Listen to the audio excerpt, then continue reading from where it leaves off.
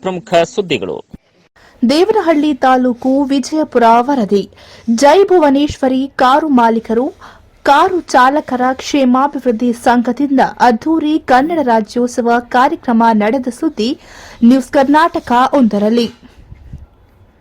ಬೆಂಗಳೂರು ಗ್ರಾಮಾಂತರ ಜಿಲ್ಲೆ ದೇವನಹಳ್ಳಿ ತಾಲೂಕಿನ ವಿಜಯಪುರ ಪಟ್ಟಣದ ನ್ಯೂ ಬಸ್ ನಿಲ್ದಾಣದಲ್ಲಿರುವ ಜೈ ಭುವನೇಶ್ವರಿ ಕಾರು ಮಾಲೀಕರು ಕಾರು ಚಾಲಕರ ಕ್ಷೇಮಾಭಿವೃದ್ಧಿ ಸಂಘದಿಂದ 8ನೇ ವರ್ಷದ ಕನ್ನಡ ರಾಜ್ಯೋತ್ಸವ ಕಾರ್ಯಕ್ರಮವನ್ನು ಏರ್ಪಡಿಸಲಾಗಿತ್ತು.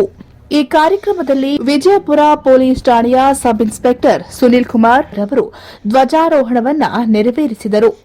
ಜೈ ಭುವನೇಶ್ವರಿ ಕಾರು ಮಾಲೀಕರು ಕಾರು ಚಾಲಕರ ಕ್ಷೇಮಾಭಿವೃದ್ಧಿ ಸಂಘದ ಅಧ್ಯಕ್ಷರು, ಉಪಾಧ್ಯಕ್ಷರು, ಸದಸ್ಯರು ಸಿಟಿಎಂ ಬಾಬು, ಸಿಟಿಎನ್ ನಾಗರಾಜು, ಅಣ್ಣಾ ಪ್ರಕಾಶ್, ಸದಾಶಿವ, ಅಶೋಕ, ಎಸ್ಆರ್ ವೆಂಕಟೇಶ್, ಮಹೇಶ್, ವಿನಯ್, ಶಿವು, ಕೆಂಪೇಗೌಡ, ಕಾರ್ ಮುನ್ನಾ, ಆಜಾದ್ ಇನ್ನು ಅನೇಕ ಜೈ ಭುವನೇಶ್ವರಿ ಕಾರು ಮಾಲೀಕರು, ಚಾಲಕರ ಕ್ಷೇಮಾಭಿವೃದ್ಧಿ ಸಂಘದ ಸದಸ್ಯರು, ಕನ್ನಡಾಭಿಮಾನಿಗಳು ಹೆಚ್ಚಿನ ಸಂಖ್ಯೆಯಲ್ಲಿ ಭಾಗವಹಿಸಿ ಜೈ ಭುವನೇಶ್ವರಿ ದೇವಿಯ ಭಾವಚಿತ್ರಕ್ಕೆ ಪೂಜೆಯನ್ನ ಸಲ್ಲಿಸಿದ ನಂತರ ದೇವಿಗೆ ಪುಷ್ಪ ನಮನವನ್ನ ಸಲ್ಲಿಸಿದರು.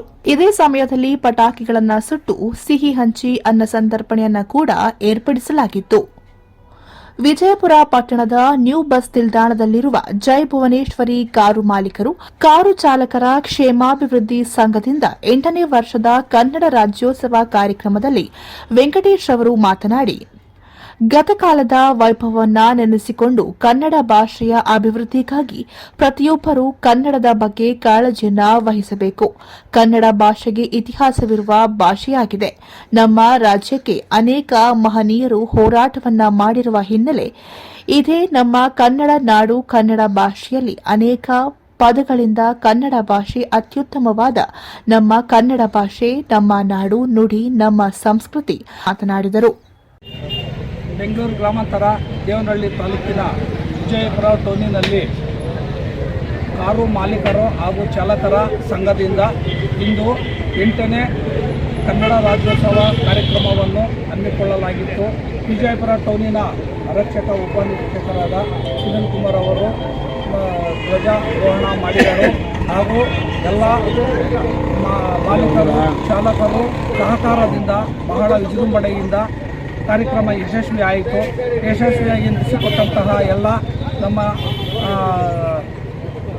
ಕಾರು ಮಾಲೀಕರ ಹಾಗೂ ಚಾಲಕರ ಹಾಗೂ ಎಲ್ಲ ಸಹಕಾರ ನೀಡಿದಂತಹ ಎಲ್ಲ ಇವರಿಗೂ